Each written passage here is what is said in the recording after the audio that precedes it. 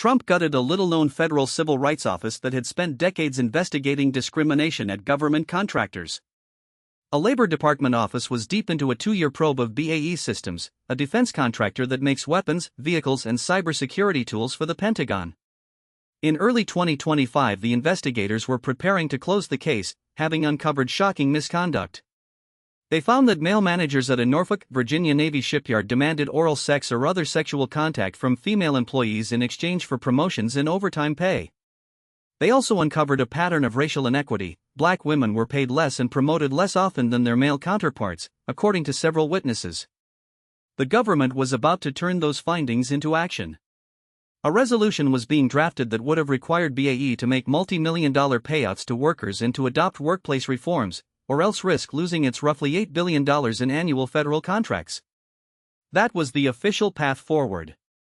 Then the march came. On January 21, the day after President Trump inaugurated, he signed a sweeping executive order that purged the federal workforce of diversity, equity, and inclusion initiatives. Within that order, the Labor Department was told to halt most of its work on the BAE investigation. The office, which had been preparing to deliver a settlement, was effectively shut down. Federal investigators were stunned. Sam Maiden, the former head of the BAE probe, said he wasn't even allowed to contact the indebting workers, and that the company never received the findings or the settlement. He expressed anger at the abrupt halt, noting that the workers were denied the remedy they deserved. BAE denied the allegations. A company spokesman, Tim Pei, said an internal inquiry found no evidence of harassment or discrimination. The company reaffirmed its commitment to a respectful and equitable workplace and reiterated that it does not tolerate harassment or retaliation.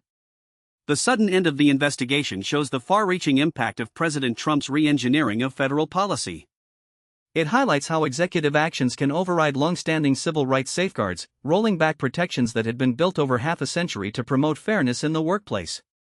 In closing, this story reminds us that civil rights enforcement in the federal arena can hinge on the political winds.